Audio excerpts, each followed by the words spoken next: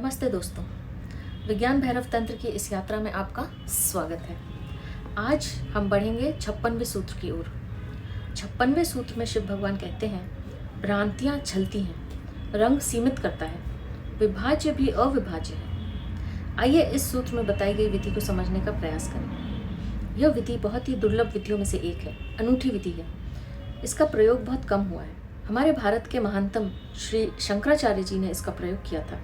उनका पूरा दर्शन ही इस विधि के आधार पर खड़ा है। वे कहते हैं, सब कुछ माया है। हम जो भी देखते हैं, सुनते हैं या अनुभव करते हैं, कुछ भी सत्य नहीं है, सब माया है। क्योंकि जो सत्य है उसे इंद्रियों के द्वारा नहीं जाना जा सकता। जैसे आप मुझे सुन रहे हैं और मैं देखती हूँ कि आप मुझे सुन रहे हैं। हो सकता है कि यह सब स्वप्न हो।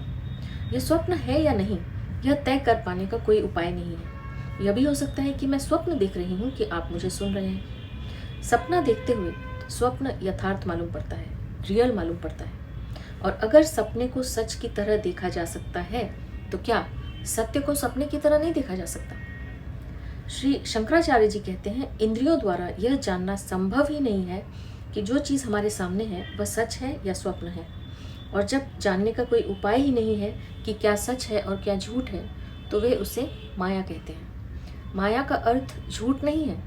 माया का अर्थ है कि यह निर्णय करना असंभव है कि वह सच है या झूठ है। इसी उलझन का नाम माया है। इस बात का हमें स्मरण रखना है। यह सारा जगत माया है। हम इसके संबंध में निश्चित ही नहीं हो सकते, कुछ भी निर्णय पूर्वक नहीं कह सकते। यह जगत निरंतर हमसे छूट जाता है, निरंतर बदल जाता है, कुछ से कुछ हो जाता है। यह एक इंद्रजाल सा लगता है, स्वप्नगत लगता है। और यह विधि इसी दृष्टि से संबंधित है। सूत्र में कहा गया है, भ्रांतियां छलती हैं। जो चीजें छलती हैं वो भ्रांति है। सूत्र आगे कहता है, रंग सीमित करता है, विभाज्य भी अविभाज्य है। इस माया के जगत में कुछ भी निश्चित नहीं है। सारा जगत इंद्रधनुष के समान है। वो भासता है लेकिन है नहीं। जब हम उससे बहुत दूर होते हैं तो वह है, जब निकट जाते हैं तो वो खो जाता है। जितने करीब हम जाते जाएंगे वो उतना ही खोता जाएगा। और जब हम उस बिंदु पर पहुंच जाएंगे जहां वह दिखाई पड़ता था तो वह बिल्कुल खो जाएगा।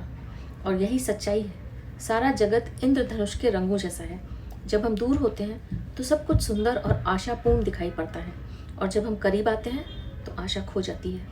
और जब हम मंजिल पर पहुंच जाते हैं तब तो राख ही राख बचती है। मरा हुआ इंद्रधनुष बचता है, जिसके सब रंग उड़ जाते हैं। कुछ भी वैसा नहीं है जैसा दिखता है। जैसा हमने चाहा वैसा कुछ भी नहीं है। सूत्र कहता है, विभाज्य भी अविभाज्य है। हमारे सब गणित, हमारा सारा हिसाब किताब, हमारी सब धारणाएं, हमारे सारे सिद्धांत, सब कुछ व्यर्थ हो जाते हैं अगर हम इस माया को समझने का प्रयास करेंगे, यानी इसके निकट जाने का प्रयास करेंगे। तो हमारी चेष्टा ही हमें भ्रांत कर देगी, बैफल कर देगी। जगत एक प्रवाह है, परिवर्तन का प्रवाह है, a flow of constant change. और हमारे लिए यह तय कर पाने का कोई उपाय नहीं कि क्या सच है और क्या नहीं है। इस हालत में क्या होगा? अगर हमारी ऐसी दृष्टि हो तो क्या होगा?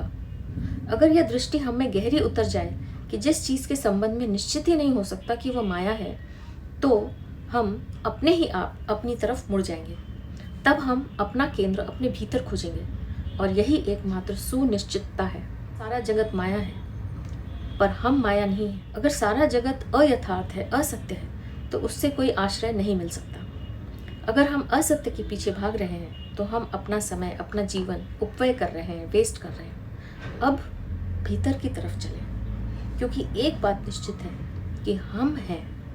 अगर सारा जगत भी माया है तो भी एक चीज निश्चित है कि कोई है जो जान रहा है कि सब माया है। ज्ञान भ्रांत हो सकता है, ज्ञेय भ्रांत हो सकता है, लेकिन ज्ञाता भ्रांत नहीं हो सकता।